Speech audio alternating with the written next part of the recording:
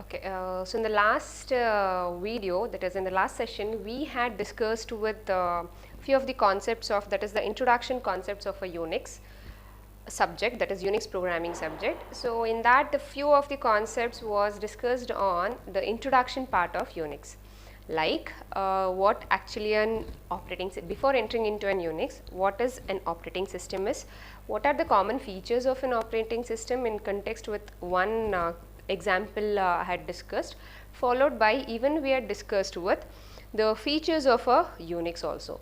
Along with that, even in the previous session, we had discussed with differences between the Unix and then Windows operating system. So these are the concepts which we have already discussed in the previous session.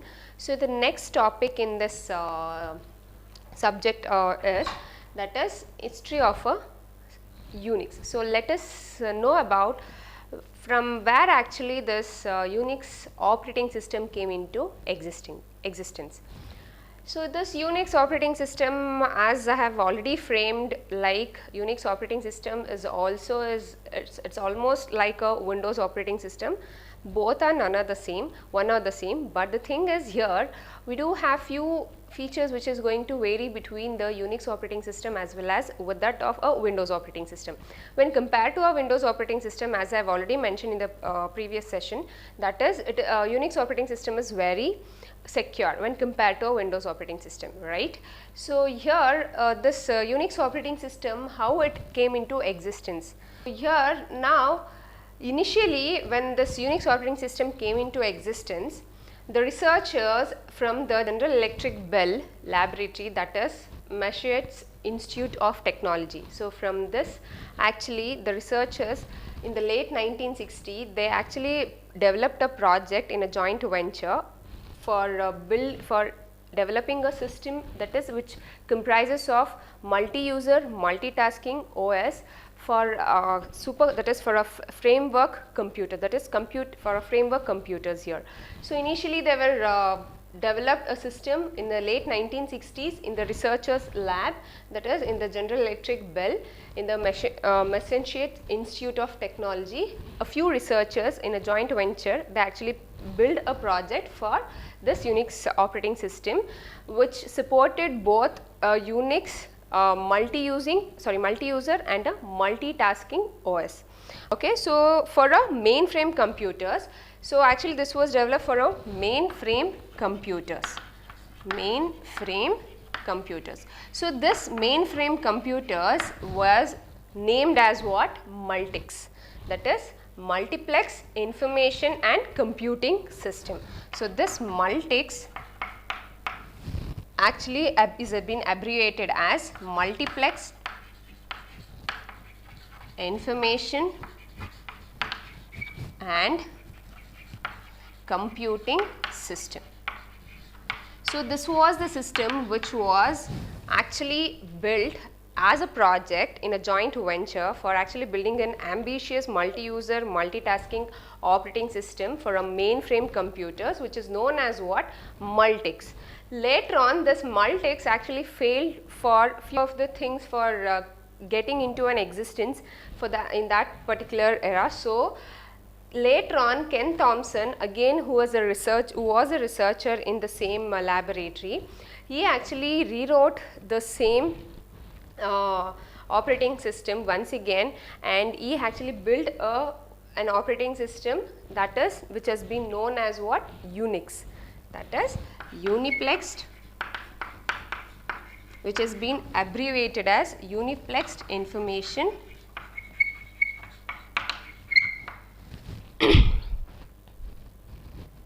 and Computing System. Uniplexed Information and Computing System.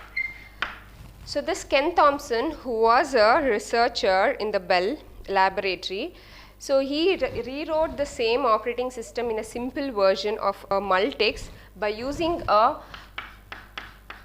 he wrote that Unix operating system on the mini computer like PDP-7 assembler. So by using this, he actually rewrote the OS, which was named as what? Unix, and this Unix has been completely abbreviated as Uniplexed information and computing system. Since in that time, because of memory and the CPU power were at a very premium in those days or in those eras, so the Unix used a very short commands for processing any kind of information within a system. As we have already discussed in the introduction part of an Unix, that Unix always it will accept what, for any kind of processing always you are going to access that information through commands itself. So, through command itself you are going to process any kind of or access the resources from that through the command itself, right. So, just to in those eras the CPU power were at a very premium, as well as to just to reduce the memory space and minimize the memory space to store all those information, they decoded them by using they actually decoded all this into a simple Unix commands. Simple Unix commands. So, if I consider a simple Unix commands which was actually he developed for processing any kind or accessing as well as for processing means, might be it is for listing out any files if I consider ls command, or might be if I want to know who was the user who was using the system. So, that might be done again processed and known by using what, who command. So, this is how a simple Unix command came into existence by using this Unix, it is Uniplexed Information and Computing System, which was basically developed by using this PDP-7 assembler. Okay, so, this is how the Unix version of a simple Unix operating system was rewritten by a Ken Thompson when a multiplexed information and computing system was failed. Okay, so, the Ken Thompson, a researcher at the Bell Laboratory, he again rewrote the same OS which was known as what, Unix. And in that sense, in those eras it was very that is very premium for accessing the CPU power usage, or might be it is a memory space, or might be the time consuming, all these taking into consideration. They came up with what, defining a simple Unix command for actually accessing the operating system, Unix operating system. So, these are the few example or simple commands which I have listed out here. So, later on the Ken Thompson then teamed up with Dennis Ritchie, who was an author for the first C compiler. Okay. So, in 1973 they rewrote again this Unix version of an operating system with the Unix kernel in C, Unix kernel in C. So, this was again rewritten the Unix with the Unix kernel in C in 1973 with Ken Thompson and Dennis Ritchie.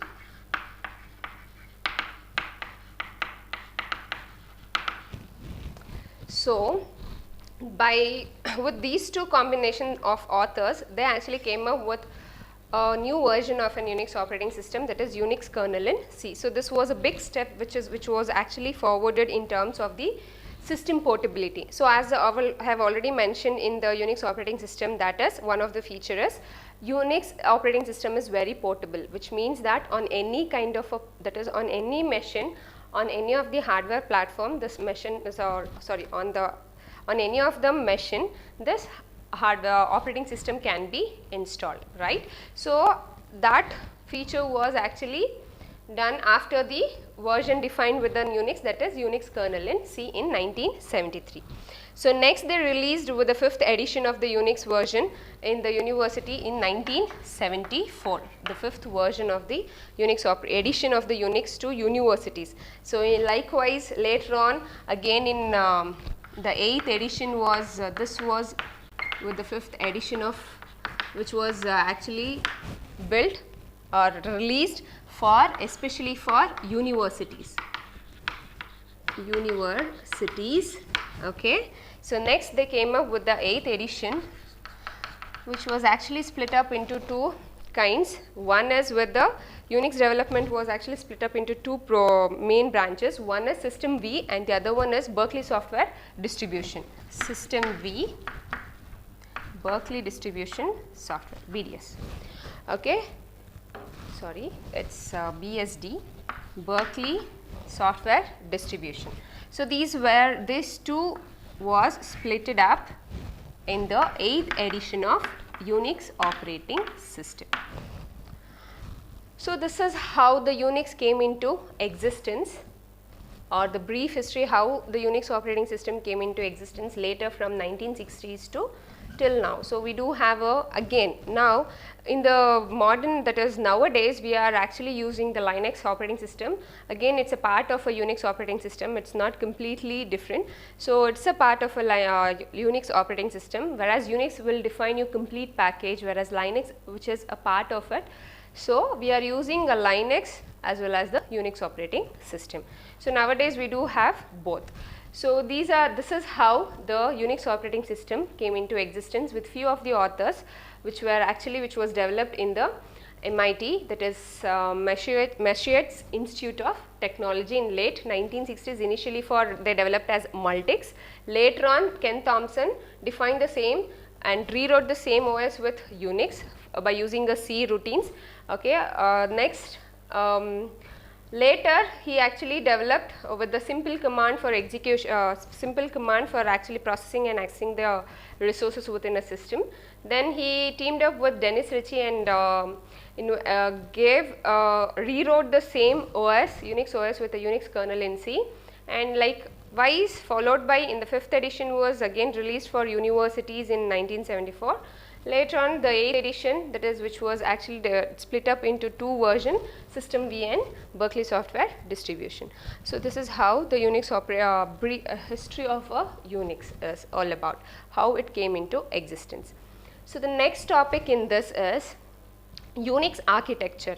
So the architecture, how actually the OS has been designed, or the architecture has been analyzed. So you need to know about the Unix operating system, its architecture also, right? What actually it comprises of, which and all the components in the Unix operating system is, right? So in that Unix operating system architecture, we do have few of the components, like one is the kernel, shell, followed by file and processes, and the last but not the least, that is system calls. So these are the few components which is being defined or comprised within the Unix architecture. One is kernel and shell, file and processes, and the last one is system calls. So this is about the Unix architecture components. So I'll just write down the architecture, how actually it describes, okay, all these 4 components. So how it has been assembled or how it has been organized within the Unix operating system. So I'll just write down the architecture design of it, how it has been written. Okay. So first, so as we all know that in a Windows operating system, as I've discussed, you do have a direct access with that of a hardware, whereas here we don't have that. Instead, always through kernel itself you have to access any hardware services. So that is what the kernel part does, and this is the main or heart of the Unix operating system, like a kernel itself. So kernel is one of the component which is very important, and this is the one which is going to manage all kinds of system calls and its operations, like it might be a memory management, CPU scheduler, priorities for execution of a program, anything. So all is being managed by and maintained by using this kernel itself. And if you want to access the hardware resource by using the system call function itself, you have to access this kernel services. So next is what about this kernel, always you will have what, the shell. So shell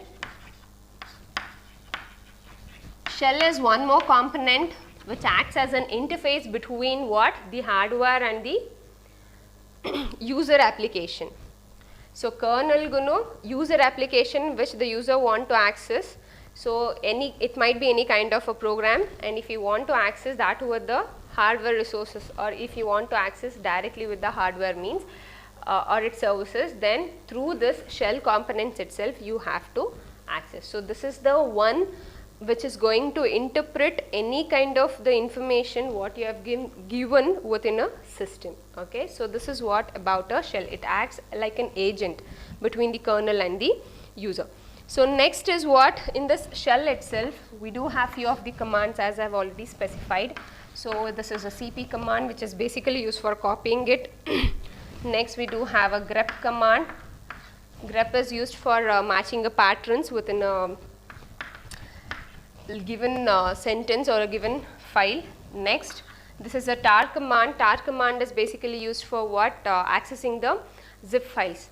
Okay, so like if you have already have a zip files within a system, so if you want to access those zip files, how you are going to access it? So by using this tar command you can access it. And likewise we do have ps command. So ps command is basically used for what? Process. So if the user want to know what kind of process, in which process terminal he is actually using it, so that can be known by using this ps command. Next, who command. So who is basically, this is going to get you about like who is the user using the terminal. Okay, so that detail if you want to know means then you can access this who command. Likewise set command. So set command is basically, again this is used for what? Accessing the, like if you want to match or a line of code, from a line of sentence in a file. Okay, so if you want to match that by using this SED command, you can actually do that. Next is what? Sort command. So sort, as in the name itself it says that sort command is basically used for what? Sorting any kind of. Then ls command. Likewise we do have so many commands. So as of now we are going to just discuss with few of the commands here.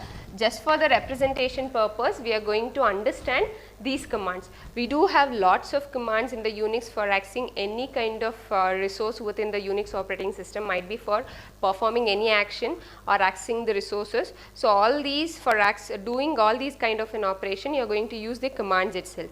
So how these commands will be interpreted? So these commands will be interpreted by using what? This shell. So shell is going to interpret that command. It will going to evaluate, process it and evaluate it, and identify what kind of process what kind of process it is using and what kind of an output it has to get. That will be again interpreted, then only it is going to provide the same for kernel for processing it or for the execution. Okay, so next is what? So this is about the shell. So what actually the shell does. Next is, about this we do have a compiler for the execution of any programming language. Likewise we do have other compilers also. Okay, so next we do have a browsers, we do have text processors. So all these are applications, right? So which will be again used by the user. So this is going to be again about the shell, right? So because shell is the one which is going to interpret all these application which has been defined by the user. So next we do have what? One more, that is databases.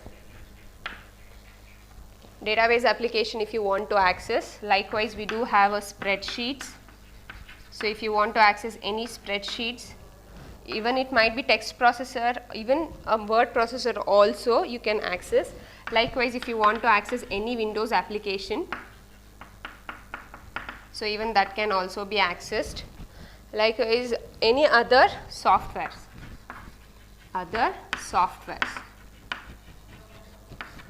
So this is how the Unix operating system has been defined. So all this through the user itself you are going to provide the information. Shell, whatever the command you are going to input for the shell, that will be through the user itself.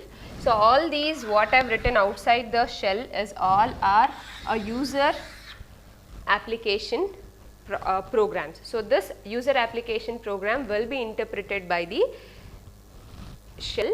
After interpreting it, that will be evaluated and executed by what?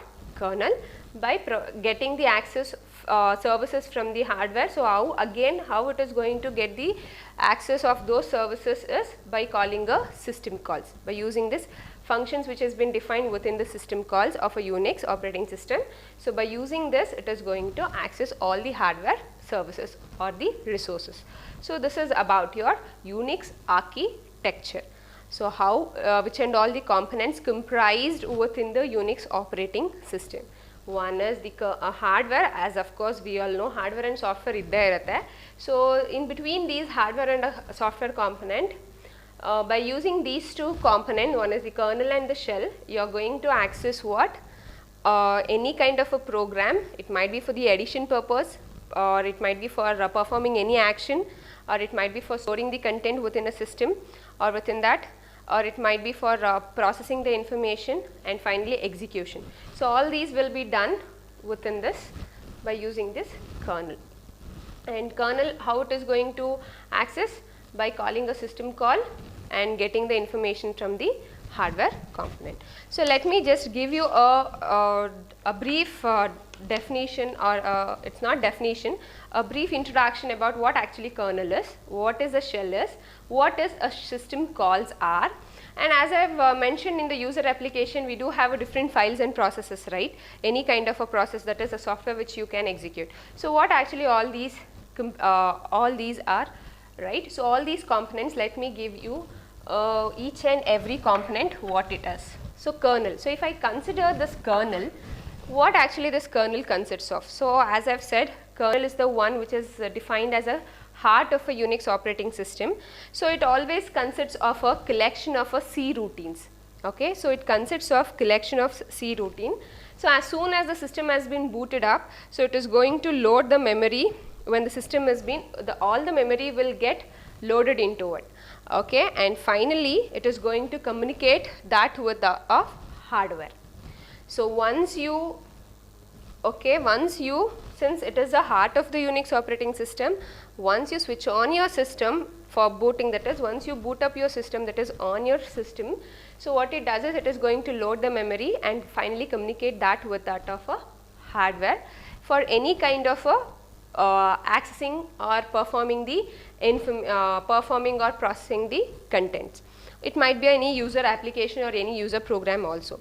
So user application then that need to access the kernel, that is that needs to access the hardware services, then it has to again go through what? Kernel, by calling what? The system calls, as I already mentioned.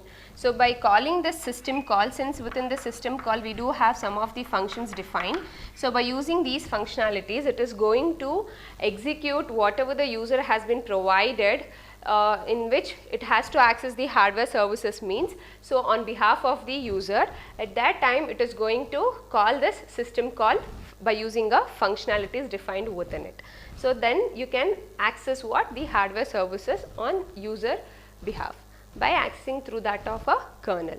Next, even this, as I have already mentioned, so kernel is going to maintain few of the features, it is going to maintain and manage the system memory, schedules the processes, as well as it is going to decide which process has to get the higher priority so that it can execute for the user, and also it performs any other task which is not being performed by the user. Okay, so these are the few of the things which is going to be managed by the kernel. And also this kernel is the only component that can communicate between the hardware, and that is, it is the only component which is going to communicate with that of a hardware component within a Unix operating system. So this is what about the kernel, and this kernel acts as a gateway for the shell or for the user program which you are going to provide for the execution. Okay, so this is the one of the gateway for accessing any kind of hardware services. Then as an intermediary between the user and the kernel, we do have a shell component. So now coming on to this shell component, what actually it does. So as I have already defined, it is an agent, or it acts like an agent between the user and the kernel. So what actually this shell does? So it is like an it is a command interpreter. Okay, so which is going to interpret the commands which you have provided for any kind of accessing the resources or the programs you want to execute. Okay, so first it is going to accept that command. Okay, whatever the command you have given, so that will be evaluated, and it will be that processing will be done by the kernel. So evaluate actually during the evaluation purpose, it is going to match with different kinds of a meta characters, so that it can have whichever the meta characters it has been given. For example, if I consider this ls command, so if I want to list out the few of the files, so in that files might be few files name might be the same. So if I want to list out all the similar files, means might be I will be using few of the meta character, which is going to list out me all the similar files. Okay, so at that time, so it is going to even process that meta character, evaluate that meta character, not process, it is going to evaluate that meta character and finally identify the path where actually it has to execute that program in the kernel. Okay, so this is how the shell works, and finally it will be executed by accessing the kernel and hardware services provided by using the system call. So this is how the shell consists of, or the shell it is going to work. Followed by next, we do have after shell, we do have above that shell user components, right, or the user application or the user program. So in this user program we can have file and processors also. So if the user want to access any kind of what do you mean by a file, that is any kind of a file. In the file what actually it consists of? Information. It is like a raw data or data which all consists about the information. Even you can define that as an array of bytes which comprises of the information itself. Okay, so that is what this file has, and what actually the process does. So process is nothing but it's an executable code, that is executable, a piece of information or a piece of code which is used for execution purpose. Okay, or it acts like an image of that program for the execution purpose. So this file and process, even all those file and processes are related to what? It might be any kind of a text file, or it might be any kind of spreadsheet file, or it might be any other files for accessing, or a programming file itself for execution purpose. So all those files and processes will be defined at the user application. Next, last but not the least, in this last one component is what? System call. So what actually this system call does? So system call here in the Unix operating system, it comprising the, in the Unix system actually it comprises what? The kernel, the shell and the application which is written in the C. So system uses a handful functions of this, which is called as what? System call.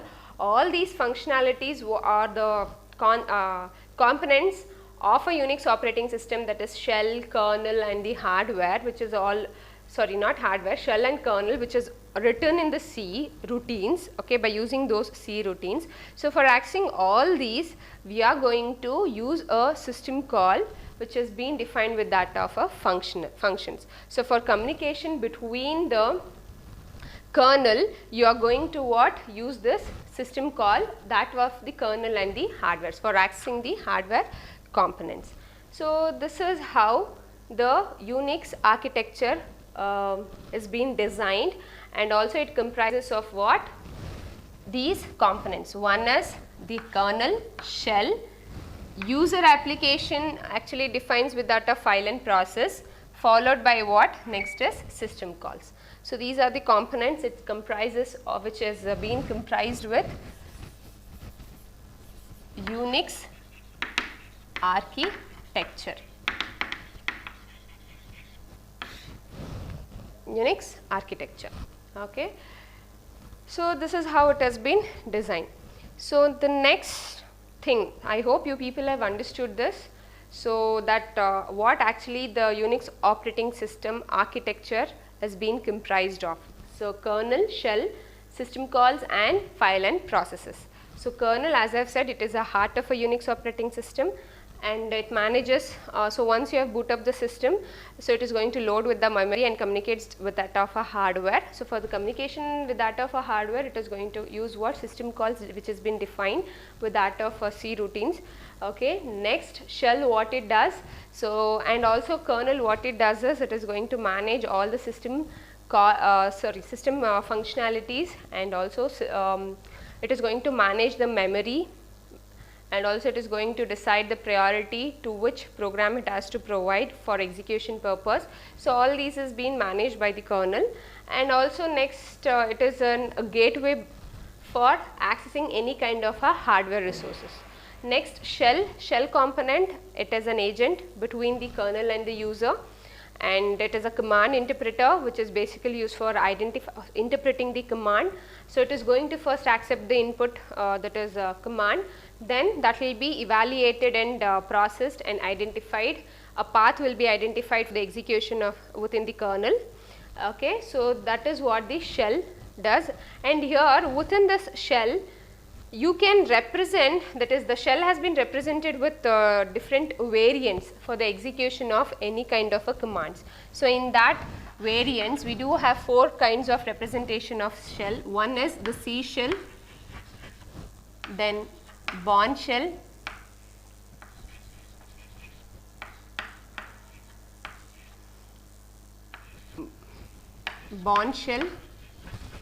then Korn shell, and last one is bash shell. So, by using these any one of the shell you can interpret the command. So, usually bash and Korn shell has been used in the Unix operating system most of the time, bash and KCH. So, bash and Korn, but all these are the 4 shells which is being represented for interpreting the command: C shell, Bourne shell, Korn shell and bash shell. So, next is we will discuss with, after this component we do have system calls. So, system calls, as I said, since within the Unix system it comprises of the kernel and the shell. So, all these has been written in C. So, for accessing all these or communicating with that of the hardware, you are going to use what? System calls, which in which it defines all the functionalities. Not but the least, user application is being accessed through the command interpreter shell, and kernel is going to execute the program. The next topic in this is, we will see with few of the basic commands of a Unix operating system. So, which and all the basic Unix commands which can be understood for so that you can access any kind of a resource or perform some actions within the Unix operating system. So, what are all those basic commands? We will just look into it. So, here we do have one of the command, locating basic Unix command. Locating file. So, how do we locate the Unix files? So, all the Unix commands are single word commands, which is like ls command, cp command, like this. All these are what? A single word command. So, these names are in the lowercase, and since, as I have already mentioned, in the Unix operating system it is a case sensitive, which means you can't use, if it has been used as an ls command with the small case, you have to use in this way itself. If you give capital L and S, it does not accept. So, if the user want to locate the location of the executable program which is going to use, then he can, if the user want to know which is the location of an executable program which is executing, at that time he can locate that file program by using one of the command called type command. So, type followed by ls. Okay. So, if you just give this type followed by ls command, so this ls command is going to locate the type of the program which you are going to execute. Now, which is the command I have given for locating? So, here I have given what? ls command. So, now I want to know where actually this ls command has been located. So, if you just give type followed by ls, so this is the command which you need to know the location where exactly it has been located means. So, it is going to give you like bin/ls. And this is the command prompt. Dollar is the command prompt, primary command prompt within the Unix operating system. So, always it will be displayed within the system. So, I am going to show you the execution of these commands also. Okay, in the later sessions I am going to show you all these commands, how it is going to execute by using an Unix operating system, and how you get the output of it. Okay, so this is the output you are going to get. So this is the output you are going to get once you execute the type command, that is locating the file. So whichever the file you want to locate, the program executable file location you want to locate, so that can be done by using this type command. So next we do have one more command, that is, or it is not a command, it is an environmental variable. So what actually this path variable does? So this is a variable. Okay, so if the user want to know the sequence of directory which he is going to search for any of the file means, so at that time he can know this by just by typing this path variable with that of an echo command, like echo followed by path variable. Okay, so if you just type the echo here again, so what does this echo command does? So this is going to display the echo is usually used for displaying the messages.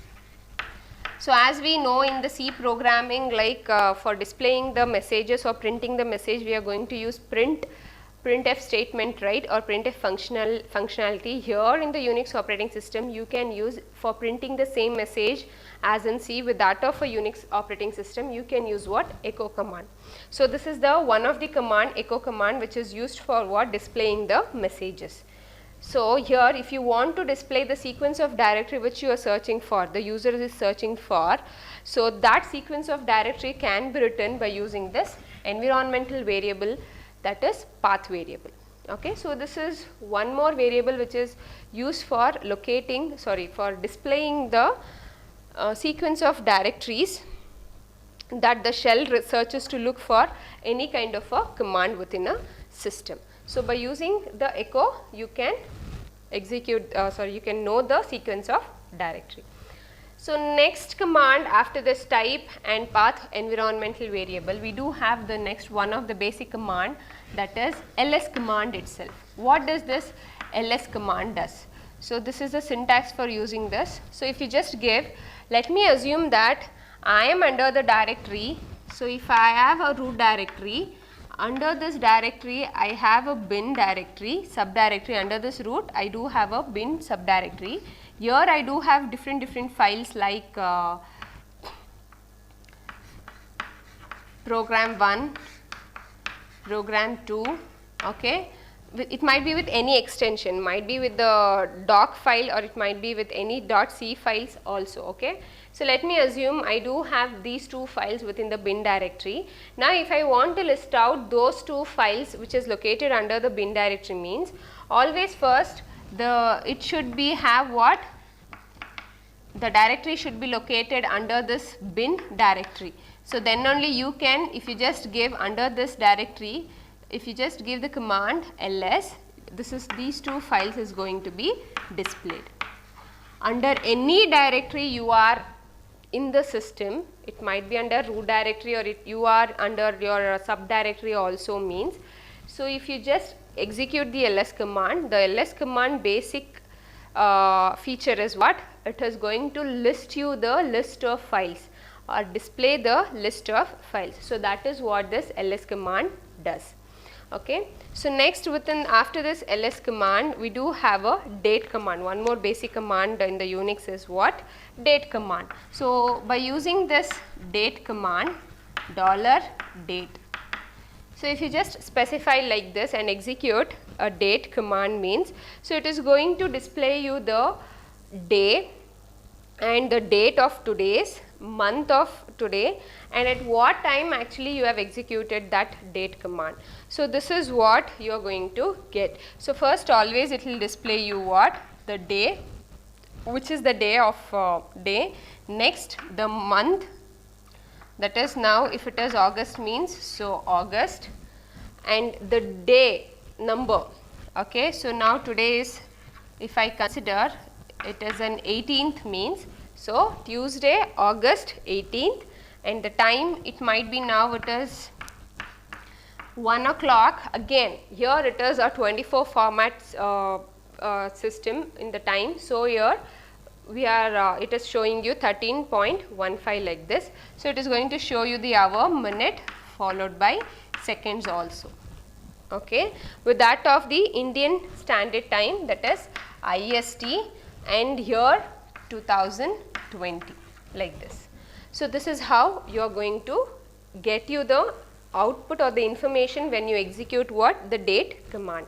So it is going to display you the day of which day today is and the day number, followed by what? Again it displays you the which is the month, whether it is in August or it is in November, December, October, like that, followed by the time. In the time it specifies the hour, minute and second, followed by with the Indian Standard Time, followed by the year.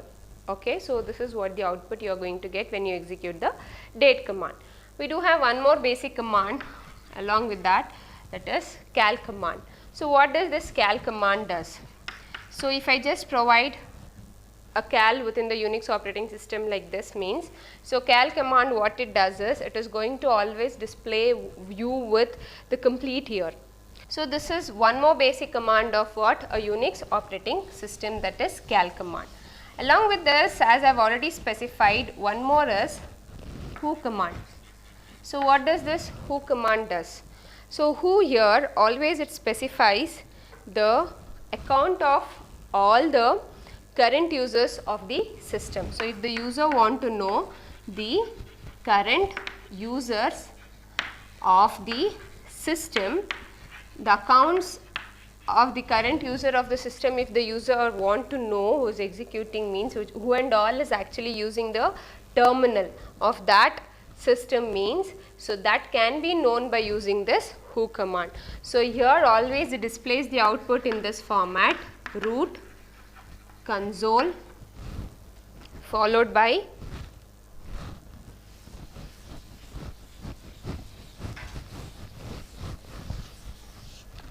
root followed by console. Then if I am executing in this month, so August, that is the month, it is going to be displayed with that of a timing, okay, followed by, so this is how it is going to display. So sorry, it is August followed by 18th, then the timing, it is going to display like this. So now root, what actually this root displays here? So this will give you the console, this is the this root will provide you the who is actually using the terminal. So if one of the person like Vipul or it might be Raj, so like this, if these two persons are using means, so these two Vipul and Raj is going to use the terminal type 1 TTY. So TTY and 1. So TTY is nothing but terminal type, sorry, here it is going to display the PTS/1, PTS/2 and August 18th might be with that of what? 1321, like this. So this is how it is going to display the current users of the system. So if the who and all actually has logged into the terminal type, so this actually represents the terminal type PTS, okay. So processor type system who is actually using that, so that will be known by the executing just with what? $who command, like this. Likewise, we do have one more command, that is PS command. This is used for process view, for knowing the processes, viewing the processes, actually which and all the processes it has been executing within a terminal. So for knowing that, you can use this PS command. So this PS command here, it represents PID, the output, what kind of, how you are going to get the output, who actually viewing the processes. So for knowing the process information, you are going to execute this PS command. So what kind of information it will going to display here is PID, that is process ID, followed by TTY, that is terminal type, then time, then followed by the command. So now if I consider the process ID of the for the command, let me consider I have executed the ls command. So if I want to know the process information about this ls command means, so might be at the time 1 o'clock 10 minutes I have executed that ls command, and the terminal type here it is a console. So, in the console window I am actually executing the command ls, and for this process ID it might be 41 like this. Any process unique identification number, PID here represent a unique identification number, okay, process ID. So, that number and the console terminal type, okay, followed by the time at what time this command has got executed. So, to know the process information you are going to use this PS command. Okay. So, this is one more basic command of it. One more is what? Tput command. So, tput command here what it actually represents. So, tput command here it represents for the user, if the user want to clear the screen which he is executing within a console window. He might have executed so many commands, but he want to clear all those commands which he has got as an output in that particular screen. And if you want to just move out all those information means or clear those information, so that can be done by using this tput command. So, always for this tput command you have to provide the argument that is clear as an argument for clearing the screen of that window. Okay. So, the execution of this tput command is like this, tput followed by clear. So, if you just give an argument clear for to that of a command tput means, so it is going to clear the screen whichever the console window screen you have opened, and if you have written, if you have executed n number of commands, that is few of the commands in that screen means, so all those will be cleared, and it will be what? You will get what? A new command or a screen will get cleared, and the screen will not be having any other information. So, by now on that you can execute what? New commands in that particular screen. So, for clearing the screen you are going to use what? Tput command. Next we do have echo command, as I have already specified. Echo command, what it does? If you just execute the command echo. So, echo here it displays the message. So, if the user want to print the message, any kind of a message, if you just give echo followed by hello all. So, if I have given like this, always it should, since if you are providing a single letter, then you can enclose that in a single quote. Since I am providing more a sequence of character or a string of character has been defined there, so I am enclosing that with a double quotes. So, if I just give hello all, so that will just displayed hello all. Echo, it is going to just echo the same string message what you have provided in along with the echo command. Okay, hello all will be displayed. And likewise we do have one more command, that is tty command. What actually this tty command does? So, tty, as I have already specified, terminal type, but here in this it is going to display the device files which is currently working by the user. So, if the user want to know under which device file he is actually working, then by using this tty command he can know the device files which he is actually executing, might be terminal 1 or terminal type 2 like this. So, all your device files are working under terminal type 1, terminal type 2 like this. Okay. So, this is about your terminal, that is tty command. So, these are the few of the basic commands. We do have other commands also, but we will discuss later on with all those commands. But just for understanding purpose, what actually this Unix command is all about and what it does. So, all these commands what I have explained so far will get interpreted by the shell. So, shell is the one component which is going to interpret all those commands, okay, which you are going to execute in your terminal of a Unix operating system. So, once you boot up your system, always it will open with your terminal. So, within that terminal, for accessing any kind of information, you have to edit what? A command. Command has to get executed. So, those commands, those simple commands, just for understanding purpose. So, I have explained what? These are the basic commands. Okay. So, locating a file, type command we are going to use, and for knowing the sequence of directory which the user is been searching for, so that can be known by one of the environmental variable, that is path variable. followed by next is what? That path variable will get executed by using an echo command itself. Okay, next we have discussed with the who command, we have discussed with the date command, cal command, then ps command, tput command, echo and tty command. So we do have, even if you want to know the word counts. Okay, so let me consider if I have a file, so within that file, that is text file, within that text file, if I want to count the number of words within that text file, means of course you can count the number of words which has been defined within that text file by using one of the command, that is wc command. So that is one more command, that is wc command, word count. So what actually this does is, it is going to give you the word count. So the execution of it has been executed, it is like wc followed by any text file. So file dot text, if you give as an argument to that wc command, so in the file dot text file, if I have a 10 words, so that will get listed out. Okay, so specifically you can even list out the number of lines, number of words, number of characters defined within that text file. So for that you have to provide an argument along with the wc, that we will discuss in the later sessions also. Okay, so in the next session I am going to continue with the next topic.